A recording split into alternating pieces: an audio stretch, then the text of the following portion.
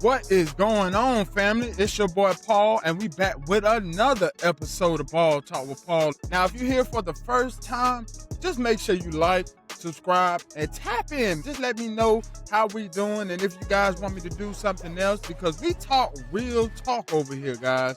Not those fake media narratives that everybody loves to hear. Now, tonight's episode, we got some more NFL coaching hirings. We got the Pro Bowl losing its credibility, the biggest game of them all, the Super Bowl. Then we have a massive Miami Hurricanes transfer, followed up with some historic NBA rookie performances, and Giannis Antetokounmpo, he officially wants out of Milwaukee.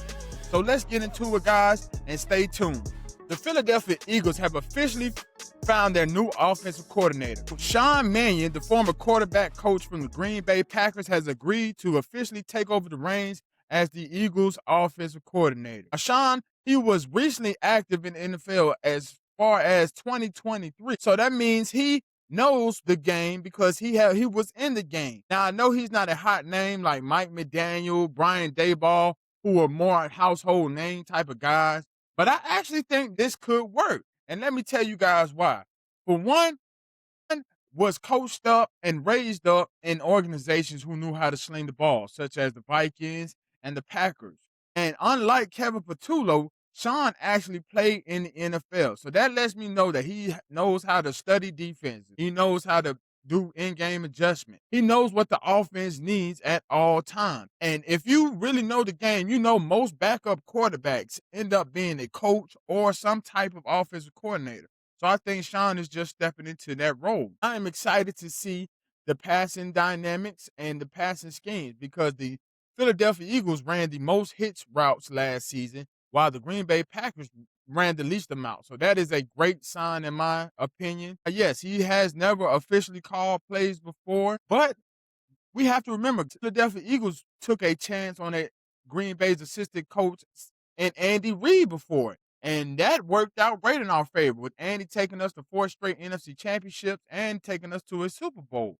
So in my opinion, I just think it's another version of this. And I think with the passing game get going with Mannion, the running game will get back. The offense will just be hitting on all cylinders. So I am definitely excited for this hire. I think with him also being 33, he has a young, innovative mind who is not stuck in his ways and doesn't want to change anything. And I think that is going to bring our offense to a top tier level again. Then we have to mention how well Malik Willis played under Sean Mannion this year, who was off of most people's radar. Malik is looking like he's going to be a franchise starter for a team soon because of how he played. So if we could get Jalen Hurts back to that level, if Sean could get AJ and Devontae involved more, I think this is a perfect fit. Not also did we bring over Sean, we brought over Josh Gizzard, the offensive coordinator for the Tampa Bay Buccaneers. We brought him over to be a passing coordinator. And we all know how the Bucs love to sling it with Baker Mayfield and his weapons. So I think with these two guys, Sean and Josh, our passing game will look night and day compared to what it did last year. So be on the lookout for these two new coaches in Philadelphia to get things turned back around.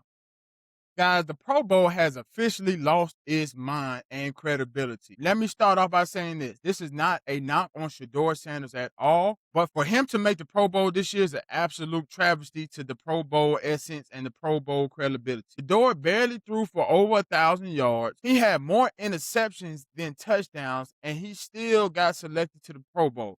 Now, yes, I know that some of the quarterbacks, such as Trevor Lawrence, C.J. Stroud, those guys, they backed out. They didn't want to do it. And we have seen this before. So when Tyler Huntley got selected with the Ravens, that was already wrong. But this is just absolute BS because Shedeur has no business being in this game. With him being a part of this game, it's just looking like a sideshow at this point, man. Nobody wants to watch the Pro Bowl already, but now you are just throwing guys in there that don't even deserve a spot? Man, what a slap in the face to guys who have actually earned the right to be there and guys who should have been there and are not because the fans didn't vote them in. Again, I am not trying to knock Shedeur. I am happy for him. I know that his fans are going to love it, and I know that he take advantage of his opportunity being there. But he has no business being there. The Pro Bowl selection committee and the Pro Bowl itself, they have to do better with making this more competitive and bringing guys in that actually deserve to be there. They're already playing flag football, which nobody wants to watch. So they have to do something to bring back the credibility. My honest opinion, they should play the Pro Bowl game after the Super Bowl so everybody who deserves to be there should be there, and the game will be more competitive, whether it's flag or not, because guys are not worried about getting hurt and losing money. I just think that will be better for the game as opposed to just throwing anybody in there and just giving them the honor of being a part of the game when they have no business being there. NFL, please do better with this Pro Bowl. Bring back the old flavor that it used to have back in the early 2000s where guys were actually excited to be there and fans were actually excited to watch it, because this is the worst all-star selection in any sports in the world right now. Super Bowl 60 is loading up, guys, and this is a huge matchup for both teams because they have not won a Super Bowl in a long time, and they were both are trying to get that feeling again. Now, the Patriots, they have had one of the easiest routes to a Super Bowl that I can remember. First of all, they had one of the easiest regular season schedules in the league this year. And then when they got to the playoffs, they played some decent teams, but they had questionable quarterback play, which just didn't add up to them being there. Justin Herbert didn't show up at all, and we know he is a playoff choker, and he continues to show us that. C.J. Stroud had 4 turnovers against the Patriots. Mind you, he didn't have his best weapons, Nico Collins, Joe Mixon, Tank Dell, but he just played awful. And then the Broncos had a backup quarterback instead of their starter because Bo Nix broke his ankle on the second to last play of the game. Seattle, on the other hand, they are hitting on every cylinder, guys. They are led by Sam Darnold, the comeback kid of the year. He has revitalized his career and proven that he is a franchise guy. Then he has his weapons, Jackson Smith-Njigba, with over 1,900 passing yards, looking like a true number one, just proving Ohio State is wide receiver U. Kenneth Walker III is looking like a beast in that backfield, and that defense is a modern-day Legion of Boom, I'm trying to tell you. Leonard Williams at the defensive tackle position can blow up any guard in front of him. DeMarcus Lawrence, the former Cowboys, who said he would not win a championship in Dallas, and is proving that. He has brought a different element to that edge. Devin Witherspoon, a lockdown corner for the Seahawks, can play inside, outside, just has a knack for the football. Tariq Woolen, a long corner who can play outside, knows how to go track the ball anywhere. And then Coach Mike McDonald has those guys playing like a well-oiled machine, just disciplined, knows their assignments, and knows what to do in every situation. And I do not trust Drake May against a defense of this caliber, especially with him only having 86 yards against the Broncos last week. Yes, I know it was snowy. Yes, I know it was not the greatest condition, but to still only have 86 yards against a top defense, that is not going to cut it in the Super Bowl. My prediction for Super Bowl 60, I got to rock with those Seahawks, man. The better team and the better defense just usually wins in games like this, and this is the biggest game of the year. Unless Sam Darnold just magically sees ghosts again, which I highly doubt he does, I think the Seahawks will blow the doors off of the New England Patriots, and that is just my humble, honest opinion. So look out for the Seattle Seahawks to bring home Super Bowl 60 in a week. Hurricanes Nation, let's talk, because I didn't really want to talk about us last week because I was still upset about our loss. But this week, we got something that we have to brag about. The Miami Hurricanes just landed the number 5 transfer in the nation in Darian Mensah from the Duke Blue Devils. Now, Darian, he is a absolute problem, and I cannot wait to see him in that Miami Hurricane orange. Last year for the Blue Devils, Darian had 3,900 passing yards, 34 passing touchdowns, and he took them to the ACC championship and won it, leading them to Duke's first win in a bowl game since 1962. Now, yes, it was some NIL drama behind all this because Duke tried to sue Darian for breaching his contract because they said he signed a contract for him to return. But that all got worked out, and he is coming to Miami. And he is not coming alone because he is bringing his number 1 receiver with him, Cooper Barricade. And Cooper is an absolute problem, too. He had over 1,000 yards and 7 touchdowns for the Blue Devils as well. Then on top of those two guys, we are still retaining Mark Fletcher, our ground and pound running back. Malachi Tony, aka Baby Jesus, the jack of all trades. We still have a top tier defense, still have a top tier defensive coach, and a top tier offensive line. This is a huge thing for Miami and the Hurricanes because we were down about us not winning the championship and we didn't know who would be the guy to step up after Carson Beck left. And we have total confidence in Darren because if you watch any of his highlights or him play last year, this dude is a baller. He can put the ball anywhere. He can run like not too many quarterbacks can. He kind of reminds me of a Jaden Daniels type of guy. Just can do it all on the football field. With his talent at the quarterback position, this is just going to open up so much more on our offense because Carson Beck was limited with his mobility, and now now that we have a true dual threat quarterback who can actually use his legs and be effective, yeah, we are definitely going to be back in a position to win a national championship. So I am definitely excited for my Hurricanes, excited for Darian and Cooper to put on that Miami Hurricanes uniform. Look out for those Hurricanes next year because we will be back. Now, for some NBA talk, we had two rookies who had historic performances the other night, and we have to talk about it. Knueppel and Cooper Flagg went toe-to-toe, two former Blue Devils, and they put on a show. Cooper Flagg had 49 points, the most ever dropped by a teenager, and he carried the Dallas Mavericks to a win. That was a stellar performance from him. Me personally, I doubted Cooper coming into this league. I didn't think he would be a number one option guy coming out of Duke, but boy, has he proved me wrong, and he has shut me up for sure. Now, his Duke counterpart, Knueppel, he is also making a name for himself.